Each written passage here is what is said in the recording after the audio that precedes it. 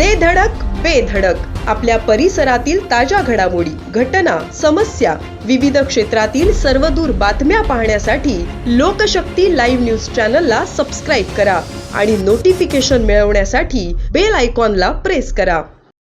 शेकापचा बालेकिल्ला म्हणून ओळखल्या जाणाऱ्या अलिबाग पंचायत समितीवर तब्बल 6 दशकांनंतर शिवसेनेचा भगवा फडकला आहे.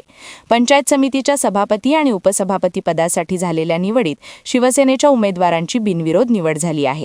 शहापूर गणातून निवडून आलेल्या भाग्यता नंदन पाटील यांची सभापतीपदी तर आवास गणातून निवडून आलेल्या प्रिया प्रमोद भगत यांची उपसभापतीपदी निवड जाहीर करण्यात आली.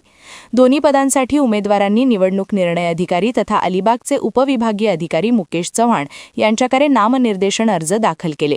मात्र या पदांसाठी अन्य कोणत्याही उमेदवाराने अर्ज दाखल न केल्याने दोघींचीही बिनविरोध निवड जाहीर करण्यात आली. सध्या अलिबाग पंचायत समितीत शिवसेना शिंदे गटाचे 12 सदस्य असून शेतकरी कामगार पक्ष आणि भारतीय जनता पक्षाचा प्रत्येकी 1 सदस्य आहे. त्यामुळे शिवसेनेची सत्ता जवळपास निश्चित मानली जात होती. अखेर सभापती आणि उपसभापती पदावरही सेनेचेच उमेदवार निवडून आल्याने अलिबाग पंचायत समितीवर शिवसेनेचा ठसा उमटला आहे. नवनिर्वाचित सभापती भाग्यता पाटील आणि उपसभापती प्रिया भगत यांचे मानसी दळवी, दिलीप भोईर आणि राजा केणी यांच्यासह कार्यकर्त्यांनी अभिनंदन केले. या निवडीनंतर अलिबाग तालुक्यात शिवसेना कार्यकर्त्यांमध्ये उत्साहाचं वातावरण पाहायला मिळत आहे. लोकशक्ती लाईव्हसाठी अमोलकुमार जैन, अलिबाग. अशाच सच्चाई दर्शवणाऱ्या बातम्या पाहण्यासाठी लोकशक्ती लाईव्ह न्यूज चॅनलला लाईक करा, शेअर करा आणि सबस्क्राईब करा.